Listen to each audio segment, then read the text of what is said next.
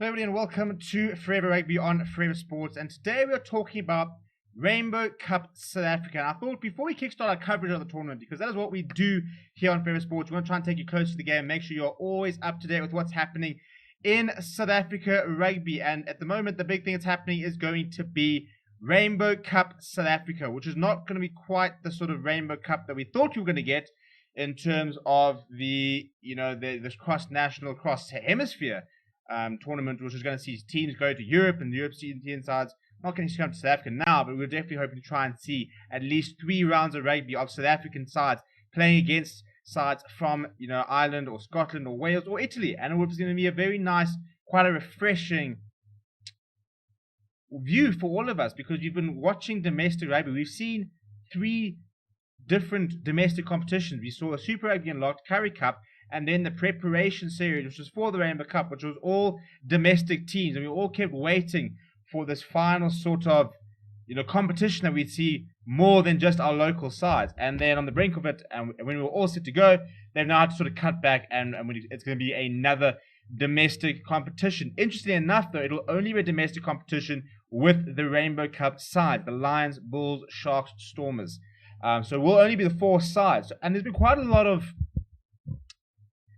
sort of reaction towards that in terms of should the cheetahs have been included, and should the likes of the Greek stuff have been included. And I think I could probably see the value in having the cheetahs, but I don't really see the value in having the Griquas, the Pumas, and the EP Elephants at the moment, because they're just not really strong enough. And I think the important thing is, once it all sort of dies down, and once we come to the reality that we weren't going to have this cross-hemisphere tournament, the next most important thing, everything comes down to the British and Irish Lions Tour, which is scheduled for the end of June, July, in the beginning of August. It all comes down to that tour. That is the sort of highlight of the rugby calendar for South Africans. There's also been announced that we'll be going to Wales in an outgoing tour towards the end of the year, so it'll be really cool to get those sort of outgoing tours happening again. So in terms of the Rainbow Cup South Africa, what role does it play? And at the end of the day, for the players who will be playing in those Springbok sides, even the sides, we're going to be having the Stormers, Sharks, and Bulls are all at the moment scheduled to play against the British and Irish Lions side. It's all about getting these sides, it's about them playing. It's about ensuring that they get nice and match fit, and about playing high standard rugby. And I think the hope is that because they are just playing against each other, yes, I know we're very bored of seeing it. We're bored of seeing Bulls and Sharks. We're bored of seeing another, Yuxke derby. I mean, it's going to be like the 4th one, since, November, and we're going to see 4 and 5.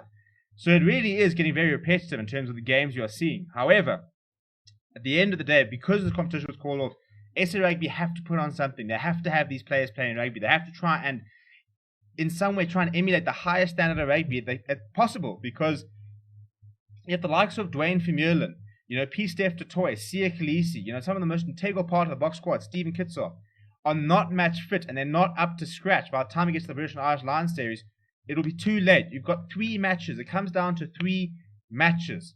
That's all you've got, 3 tests. And if you lose that first test, suddenly you're up backs against the wall. We don't have time for the side to gel and to get up to match fitness. So what I think SA Rugby are hoping is that these 4 Super Rugby, now Rainbow Cup sides will be able to play a very high standard of rugby and quite an intense sort of brand of rugby and standard rugby over the next, call it 6-7 weeks, in order to prepare for the British and Irish Lions series. So how it's going to work, it's going to be 2 rounds, home and away. Every team will play each other once, which will be 6 games per side. It's going to be scheduled to end in the middle of June, and then the British and Irish Lions squad is being announced next week. In theory, when they come down, British and Irish Lions are going to be playing an SAA side, an SA emerging side, I think, or and then SA Invitational, that's what it is, SA Invitational, and then Bull, Shark, Stormers. And those are the sort of midweek games and the weekend games, and then 3 tests in a row. Boom, boom, boom. It also looks like at this stage there will be no British and Irish Lions fans travelling. We're still not quite sure whether we're going to have fans in the stadiums or not. That's still yet to be decided. It's probably looking unlikely, I think, at this stage. They really are pushing for it, but I think that you need to have test events, for example. So if we can't get fans into stadiums by June to try and test these events, we probably won't see it with the British and Irish Lions series.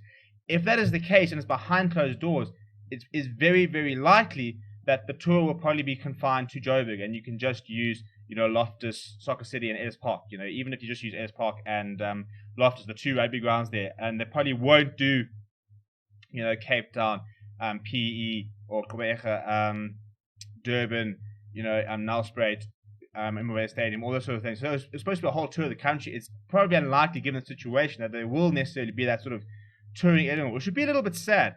I think a bit frustrating when you look at the cases and the fact that we've got schoolboy rugby back, we've got Varsity Cup going, we've got Varsity Shield, Club Rugby all coming back. Sport's happening in the country, and we're still managing to control the cases at the moment. It all comes down to what the situation will be end of June, July. But hopefully we can still have that sort of touring aspect where, it is different. Rugby at sea level, rugby to altitude, different stadiums have different sized fields. There's different sort of conditions. You could have wet in Cape Town in July, where it's going to be very dry in the high veld.